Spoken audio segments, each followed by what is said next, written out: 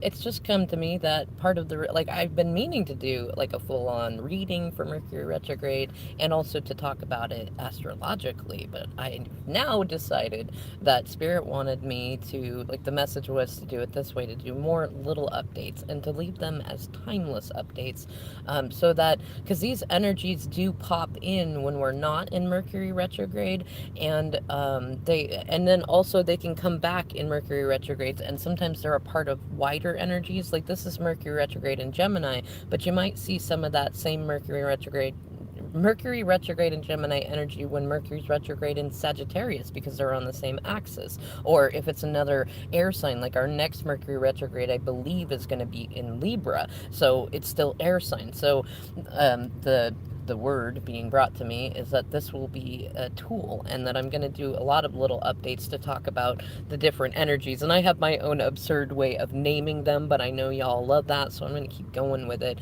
And that way, these videos can kind of become a tool in a way that if they pop up in your feed, or you remember one, or you see a new one that's come up, it can be like, oh, so this is an energy that's going on right now. You can use that to kind of find your place on the map in the spiral cycle of, like, oh, this is the repeat, this is what it looked like last time, and now I can start to use this to be able to pivot. And that's part of the energy of the title. It's partially upon a theme of the music message from DM, called Pop Goes the Weasel. So if you're watching this, you might like to watch that too.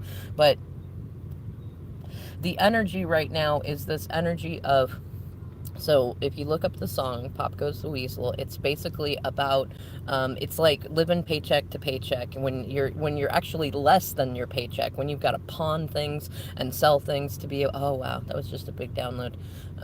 When you've got to keep chasing things, in order to be able to just barely survive on things. The song is about, like, you pawn your Sunday suit, and then you spend the whole week trying to work to get money back to get your suit by Saturday night so you can wear it to church on Sunday. It was back when there was not an abundance of them. There certainly wasn't, and it wasn't acceptable to not go dressed up. So you would go back and spend it, and then Sunday, and then later after church you would go and pawn it again, because it would be like one of your most valuable things. Now nowadays it might translate to guitars or music, or like going and well, it's, it's funny, there's so many things. It's like karmic cycles too. Like, we end up, it's like chasing our own tails.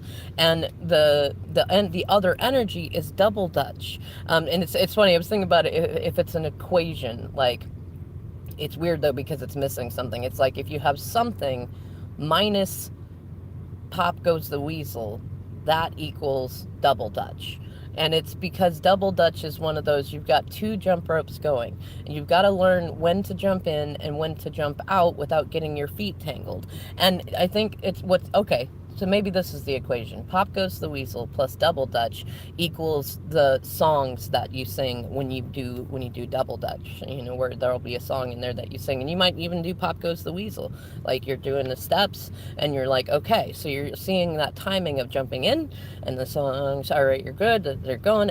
The other people are like, this is collective manifestation, is what the message that I'm getting is, like, you're getting going, you got your feet going, the other people are doing their thing, the timing of the song, the cadence of the song, about when the song's about to be over, and then then you get out.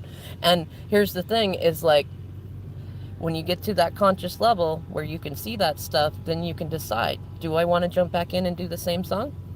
Or do I want to back out and rethink, what song do I want to do? Do I want to do a faster song? Do I want to do a slower song?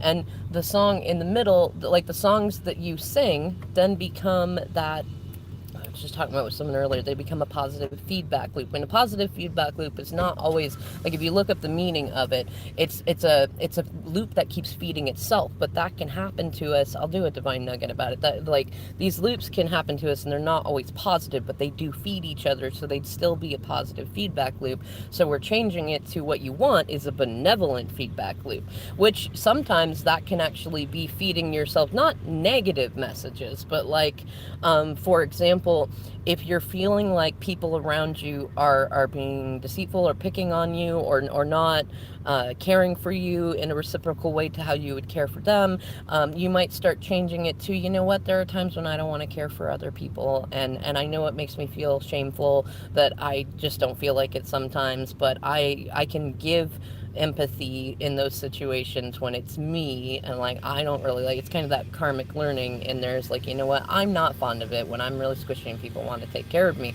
but I also am not very fond of other people constantly being squishy and always expecting me to take care of them. So I'm going to release that, and I'm going to pick a new song at the, to go in and double dutch too.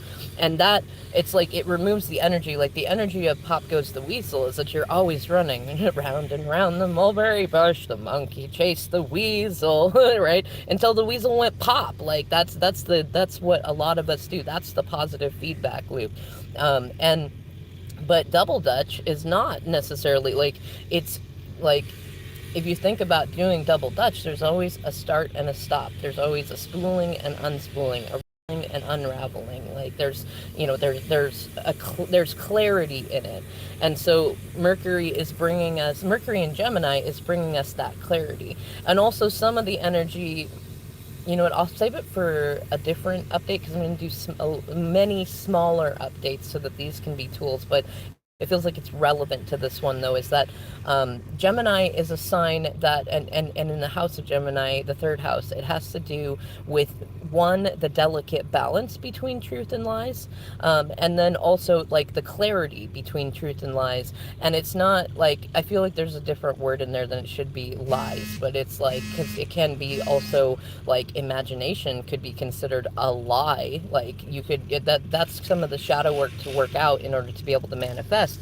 Because in order to be able to manifest a new reality, you must first believe that it is possible, and sometimes that feels like a lie if you have been focusing and having positive feedback loops about, like, because you're right, there has been deceptions, people have hurt you, done things like that, but if you focus on that, you manifest more of that. So in order to not manifest more of that, you have to change the loop to where you're seeing more and more positive things, and you're objectively less and less bothered by anything that is a repeat of your focus on other people's negative behavior, and to trust that you are not going to be hurt, that you are always going to be loved, that if it's not with the person that you think it, then it's somebody even better. And you know, or if it's not the things that you want, it's something even better. Like you change it to a benevolent feedback loop, which is still a positive feedback loop, but it's for the good of all, and that starts with you.